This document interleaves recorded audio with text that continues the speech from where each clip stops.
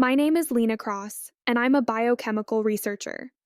4 years ago, I invested $420,000, every dollar I inherited from my grandmother, to save my family's skincare company from bankruptcy.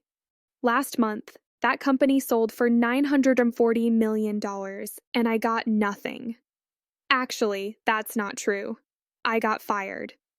And then I got blamed when the entire deal collapsed, because they forgot one thing: I own the formula. It happened in a glass-walled boardroom in downtown Seattle. Aurevia Labs, the family company, was about to close the biggest deal in its history: $940 million cash. Acquiring company: Helixer Group, a global cosmetics conglomerate. I sat at the far end of the table. My stepfather, Mark Cross, sat at the head. My stepbrother, Evan, sat beside him, grinning like he'd just won the lottery. My mother, Claire, sat across from me, stirring her coffee and avoiding eye contact. Mark slid a folder across the table. "Lena," he said, "we need you to sign this." I opened it. Independent consultant agreement. What is this? It's a formality, Mark said. The acquiring company wants clean separation between founders and support staff. Support staff? Evan leaned back in his chair. Come on, Lena. You know what you are. Your lab support, you mix ingredients, that's it. I stared at him. I created the formula. You helped create the formula, Mark corrected. This company was built on vision, leadership, and strategy. That's Evan. You're valuable, don't get me wrong, but you're not a founder. I invested $420,000, which we're grateful for, Mark interrupted, but that was a family investment, not equity.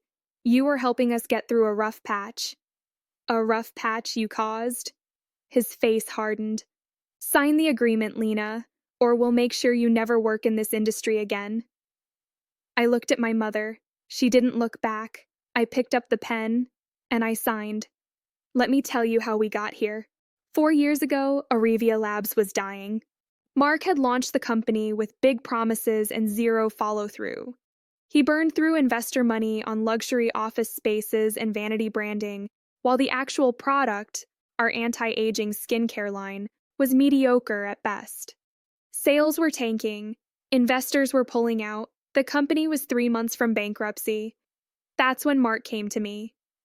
Lena, he said, sitting in my small apartment, I need your help. I should have said no, but my mother was there looking fragile and desperate. We're going to lose everything, she said. Please, Lena, you're the only one who can save us. My grandmother had just passed away. She left me $420,000, her entire life savings, money she wanted me to use for my own research, my own future. But I gave it to them, all of it. Thank you, Mark said, shaking my hand. You're saving this family. I thought it would change things. I thought I'd finally be seen as valuable. Instead, I was exiled to the basement. Aurevia Labs operated out of a warehouse in South Seattle. The offices upstairs were renovated. White walls, glass desks, espresso machines. My lab was in the basement. No windows, poor ventilation, fluorescent lights that buzzed constantly. I worked 16-hour days, sometimes 18, developing formulas while Evan hosted influencer parties in Los Angeles. I suffered chemical burns, migraines, exhaustion, but I kept working because I wanted to prove I was more than lab support. And eventually, I created something extraordinary. Our flagship product was an anti-aging cream.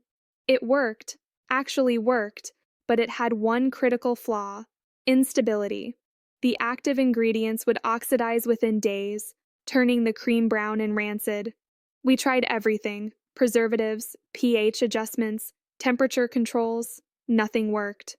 Until I created Stabilizer Alpha. It was a proprietary compound, something I synthesized myself using a process so specific, so precise, that it couldn't be replicated by standard lab equipment. I never wrote it down. I kept it in my head. And I personally synthesized it every 48 hours, adding it to each production batch by hand. Without stabilizer alpha, the cream degraded in less than a week. With it, the product was stable for over a year. Stabilizer alpha was Arevia Labs. And nobody knew it but me. After I signed the consultant agreement, the deal closed within a week. $940 million. Mark and Evan celebrated with champagne in the boardroom. I went back to my apartment and stared at the wall. 2 days later, I got an email from Mark. Subject: Transition Plan. Lena, as part of the acquisition, Helixer Group has decided to streamline production. Your lab services will no longer be required. Effective immediately, you are released from all duties. Thank you for your contributions. Mark. I read it 3 times. Then I deleted it. 3 weeks later, my phone rang. It was Evan. Lena, I need you to come in. Why? We're scaling up production. Helixer wants 350,000 units shipped by the end of the month. I need you to do your thing. Whatever you do in the lab. I don't work there anymore. Lena, don't be petty. This is important. You fired me. We transitioned you. Look, I'll pay you. Consultant rate. $5,000 for the week. I laughed. You sold the company for $940 million and you're offering me $5,000? Take it or leave it? I thought about it. For years, I'd been the one saving them, fixing their mistakes, covering their incompetence, and they never once said thank you. I'll leave it, I said, and I hung up. Evan didn't call back. Instead, he made a decision. He skipped the stabilization phase. I found out from a former lab assistant who still had my number. Lena, they're shipping the product without stabilizer alpha. Evan said it's good enough. He said it doesn't matter. My stomach dropped. How many units? 350,000. Where? Everywhere. US, Europe, Asia. It's already in transit. I hung up, and I sat there, staring at my phone. I could stop this. One phone call, one email. I could tell them exactly what was about to happen. But I didn't. Because for the first time, I realized something. Saving them wasn't love. It was enabling. They didn't want me. They wanted my work, my silence, my compliance. So I gave them what they asked for. I stayed silent. It took 5 days. The first video went viral on TikTok. A beauty influencer with 2 million followers opened a jar of Arevia cream on camera. The cream was brown, thick, sludge-like. She gagged. Oh my God, this smells like death. Comments exploded. Mine looks the same. I thought it was just me. This is a $200 cream? More videos followed. Hundreds of them. Thousands. Arevia fraud trended worldwide. Retailers pulled the product from shelves. Refund requests flooded in. Helixer Group issued a global recall. And then they froze the acquisition payment. Mark called me at 11 p.m. Lena, we need to talk. About what? About what you did. I frowned. What I did? You sabotaged the product. You knew this would happen. You wanted this to happen. I laughed. I didn't do anything, Mark. I don't work there anymore, remember? You were the last person in the lab. You must have tampered with the formula. I didn't tamper with anything. I just didn't fix it. Silence. What are you talking about? Stabilizer alpha, I said calmly. The compound I synthesized every 48 hours. The one that keeps your product from turning into sludge. You fired me, so I stopped making it. You never told us. You never asked. Lena, you have to fix this. Helixer is threatening to pull the entire deal. We'll lose everything. You already lost me. I hung up. 2 days later, I got a knock on my door. It was a detective. Lena Cross? Yes? I'm Detective Morris. I need to ask you some questions about Arevia Labs. My heart started pounding. What kind of questions? Your family has filed a report claiming you sabotaged company property. They're saying you intentionally damaged the product to harm the acquisition. I stared at him. They're lying. Can you prove that? Yes. I invited him inside and showed him everything. The consultant agreement, the termination email, The production logs showing I hadn't been in the lab for 3 weeks before the shipment. They fired me, I said. They told me I was no longer needed, and then they shipped a product they didn't know how to make. Detective Morris reviewed the documents. And this stabilizer alpha? It's a proprietary compound I created. It's not written down anywhere. It exists only in my knowledge. Without it, the product is unstable. And you didn't tell them this? They never asked. They assumed the formula was complete. It wasn't. He looked at me for a long moment, then he closed his notebook. Ms. Cross, based on what I'm seeing here, you didn't commit any crime. You were terminated. You had no legal obligation to disclose proprietary information after termination. Relief flooded through me. So, I'm not in trouble? No, but your family might be. Within days, Helixer Group's legal team tore Aurevia Labs apart. They filed a lawsuit for breach of contract, fraud, and misrepresentation. Mark and Evan had personally signed off on the product shipment. They'd certified that the formula was complete, stable, and production ready. It wasn't, and under the terms of the acquisition, they were liable. Not me. Because I'd signed that consultant agreement, the one that stripped me of equity, title, and authority. It also stripped me of liability. Helixer froze all payments. They seized company assets. They launched an investigation into every document, every email, every decision Mark and Evan had made. And they found everything. The $420,000 I'd invested, never returned, never acknowledged. The basement lab, OSHA violations, unsafe working conditions, Evan's spending $180,000 on marketing events that were actually influencer parties in LA. Mark's financial mismanagement, millions wasted on vanity projects. The company collapsed, accounts were frozen, assets were liquidated. Mark and Evan hired lawyers they couldn't afford, and my phone started ringing again. Mark: Lena, please, we need your help. Just give us the formula. We can fix this. Evan: You're really going to let us lose everything? Over some petty grudge? Claire, my mother: Lena, sweetheart, I know we hurt you, but this is family, please. I didn't respond to any of them. Instead, I called my attorney. I want to sell the formula, I said. To who? Helixer Group. She paused. Are you sure? Completely. 3 weeks later, I sat in a conference room with Helixer Group's executive team. Ms. Cross, the CEO said, we've reviewed your background, your research, your work, and frankly, we're impressed. Thank you. We'd like to purchase the rights to Stabilizer Alpha.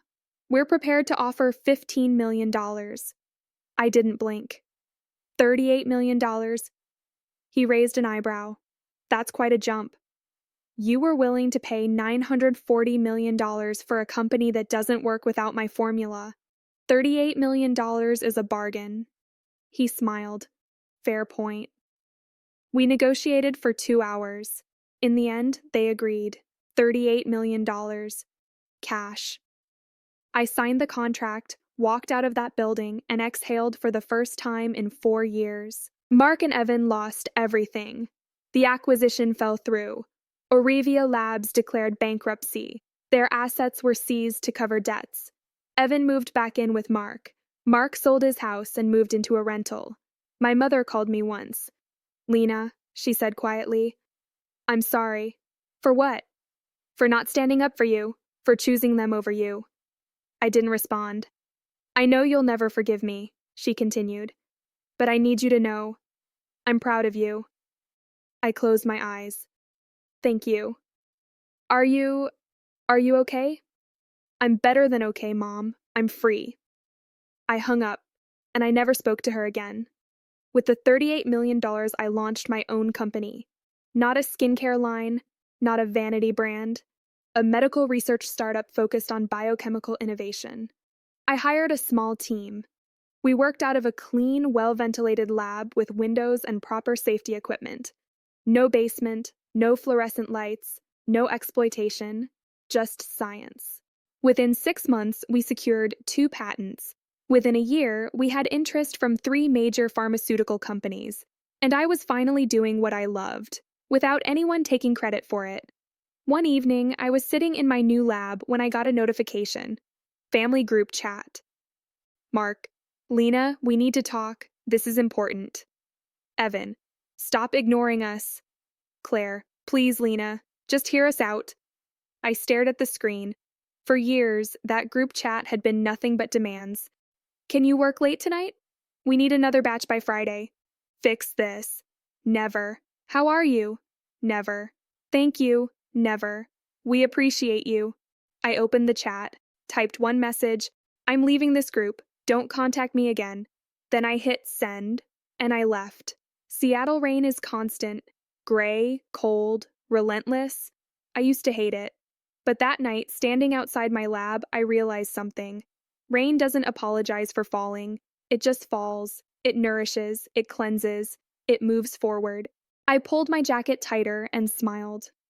I didn't need their approval. I didn't need their acknowledgement. I didn't need them at all. 6 months after I sold the formula, I got an email. Subject: Request for interview. Forbes. Dear Ms. Cross, we're writing a feature on emerging biotech entrepreneurs and would love to interview you about your journey from Aurevia Labs to founding Cross Biosystems. Would you be available for a call next week? Best regards, Forbes editorial team. I stared at the email for a long time. Then I replied, I'd be honored. The interview was published 3 weeks later. Forbes headline: The researcher they fired. How Lena Cross built a $38 million exit after her family took everything. The article detailed everything: the basement lab, the $420,000 investment, the consultant agreement, the formula, the collapse. And it ended with this quote from me. For years, I believed my value came from how much I could give, how much I could sacrifice, how much I could save people who never saw me as worth saving. But I was wrong. Your value doesn't come from what you give away. It comes from what you refuse to lose. And I refuse to lose myself ever again. The article went viral. I got messages from researchers, entrepreneurs, and people who'd been exploited by their own families. Thank you for sharing your story. You inspired me to leave a toxic job. I finally stood up to my parents after reading this. For the first time, I realized my story wasn't just mine. It belonged to everyone who'd ever been used and told to be grateful for it. A month after the Forbes article, I got a call from an unknown number. I almost didn't answer, but something told me to pick up. Hello? Lena. It's Evan. I froze.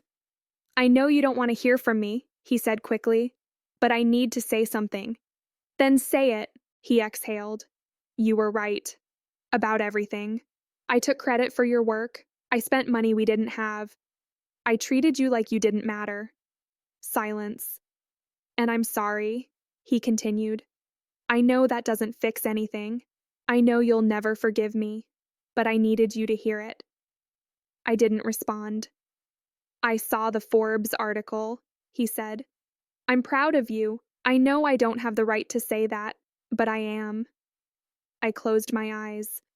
Evan, I appreciate the apology, but I'm not interested in rebuilding a relationship. I understand. I hope you figure things out, I really do, but I'm done being the person who fixes your mistakes. I know. I hung up, and I felt nothing. No anger, no sadness, no regret, just peace. These days, I spend most of my time in my lab. It's bright, clean, safe. My team is small, 6 researchers, all brilliant, all passionate. We're working on something revolutionary, a biocompatible compound that could change how we treat autoimmune diseases. It's early. It's risky. It's uncertain. But it's mine, and no one can take that away.